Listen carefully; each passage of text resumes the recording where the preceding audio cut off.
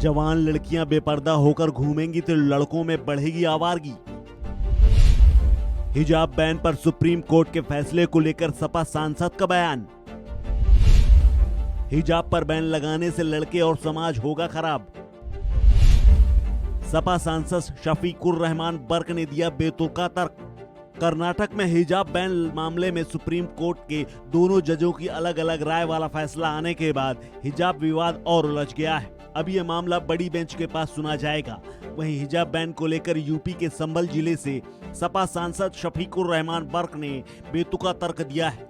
बर्क ने बेतुके ढंग से कहा कि अगर लड़कियां बेपर्दा होकर घूमेंगी तो लड़कों में आवारगी बढ़ेगी। तो देखिए, ये ईमानदारी से एक मजहबी मामला है, इस्लाम का मामला है। इस्लाम के अंदर मतलब ये कि जवान बेटियां और ये जो है वो है औरतों के लिए हिजाब का हुक्म दिया गया है कि वो बापर्दा रहें और बेपर्दा होकर बाज़ारों में गलियों में न घूमें। इससे चूँकि हालात बिगड़ते हैं, आवारगी बढ़ती है इससे। और आज अगर इसमें कोई पाबंदी लगाई जाती है कि हिजाब की ज़रूरत नहीं है, वो ये कहते हैं, तो इससे समाज को भी न सिर्फ इस्लाम को बल्कि समाज को नुकसान होगा।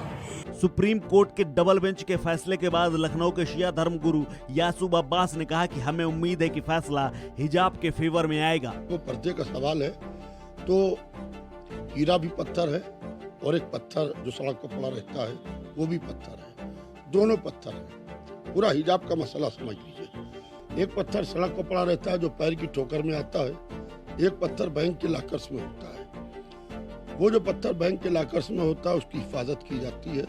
तो मजहब इस्लाम ने या हर धर्म ने इस्लाम के अलावा भी औरत को जो है वो डायमंड समझा है, इसलिए हिजाब में रहने का हुक्म दिया है। वहीं सुन्नी धर्म गुरु मौलाना खालिद रशीद फिरंगी महली ने कहा कि पर्दा रखने का हक संविधान में भी दिया गया है। ऐसे में राइट टू लाइफ के तहत सभी को अपने हिसाब से कपड़े पहनने का हक है। पर्सनल लिबर्टी का तस्करा है, उसके तहत भी तमाम शहरियों को इस बात का हक है कि वो अपने हिसाब से अपने मज़हब को फॉलो करें और उसी के साथ साथ अपने मुल्क का जो कस्टम है, जो ट्रेडिशन है, उसको देखते हुए भी बच्चियों को अपने सर को कवर करने से नहीं रोकना चाहिए।